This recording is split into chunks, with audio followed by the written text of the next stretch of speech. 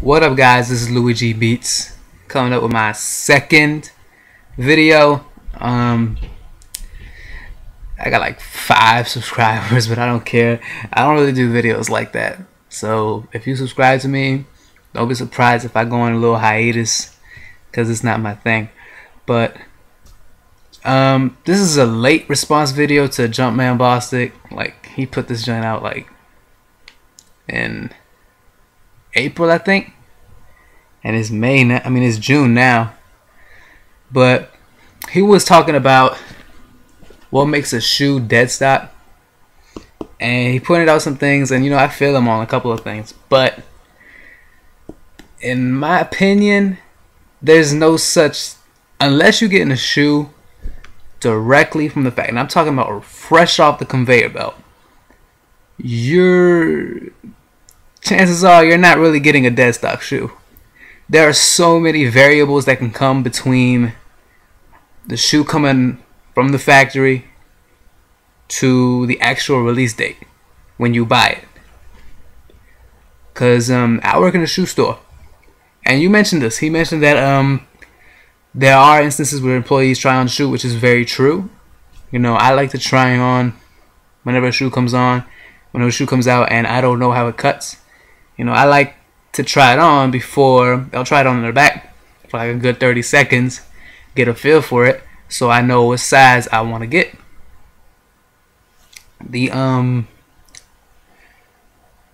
But it's other things other than that. The whole factory.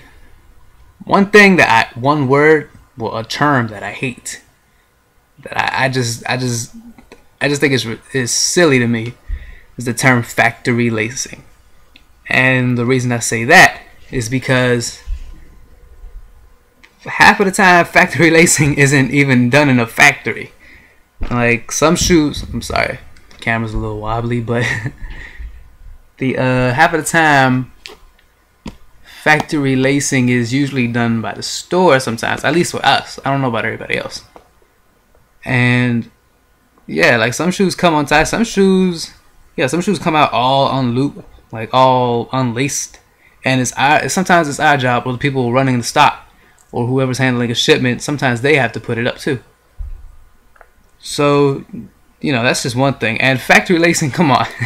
Anybody, you said that people can replicate the factory lacing, it doesn't come close, and I will have to disagree on that one. I think with practice, because I used to not be able to do that at all, and eventually I just learned, and I was just practicing the back, because you do have to unlace them if you're gonna put it on display. But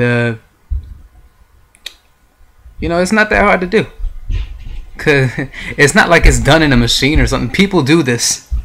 People do that factory lacing that everybody is so pressed over, and it's not that hard. Like, factory lacing basically means you can do this, snaps right off, and I can do that in like 3 seconds. It's not that hard to replicate, and it's pretty perfect. See, finished. And yeah, that's my 2 cents on the whole factory lacing thing. I think that should just be thrown out the window, because I remember one time this dude came into my store and he was really pressed off the shoe. He's talking about like man, that shoe, because I brought it out because I don't know why it wasn't laced up. I doubt it was on display, but he came in and he was really pressed over it. He wanted it to be factory laced, and he came up to me and he said, dude, like, man, is there another pair in the back, man? This joint isn't even factory laced. I need to get a DS shoe. I'm like, dude, like, and some people might hate on me for this. Some people might say I did the right thing, but I went to the back because it was the last size we had in the shoe that he wanted. So it was either tell him that we don't have any shoes and let him walk out and I miss on a sale, or tie the shoe up myself and tell him we got another pair. So I was like, okay, I'm gonna go with the latter. I'm not gonna miss out on the sale just because this guy is being unreasonable. So I went up to the back, tied it up, and he never noticed. He honestly thought I brought out a fresh pair. It was the same exact shoe. But yeah, that's on that thing. Another thing I wanted to touch on, like DEADSTOCK. To me, DEADSTOCK is you haven't worn it outside. Like if I tried on a shoe in my room after I brought it home and that's it, I would consider that DEADSTOCK.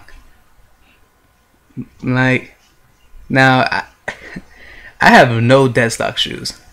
I wear everything that I buy.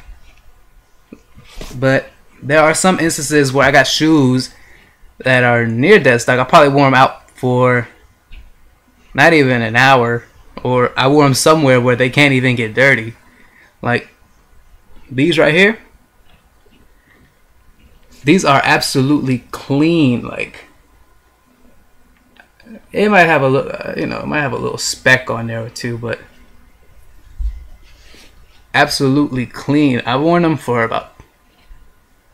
about 3 times, but I always wore them for about less than an hour each time, and they were all indoors. Like I would drive, get to where I'm going. I'm not gonna be walking outside in the middle of dirt and all that, so they're pretty good condition. Excuse me. That's my thing on that. Like DEADSTOCK, it's hard to come by. And in my opinion, it doesn't matter if it's DEADSTOCK. If the shoe is mint condition, it's wearable, nothing is wrong with it, it's not dirty, then fuck it. I don't care if it's DEADSTOCK. But yeah, that's just my little 2 cents on it. So, like the video, give it a thumbs up, give it a thumbs down if you hate me. And yeah, if you give me some more subscribers, I might make some more videos like this. Yeah, I'm out.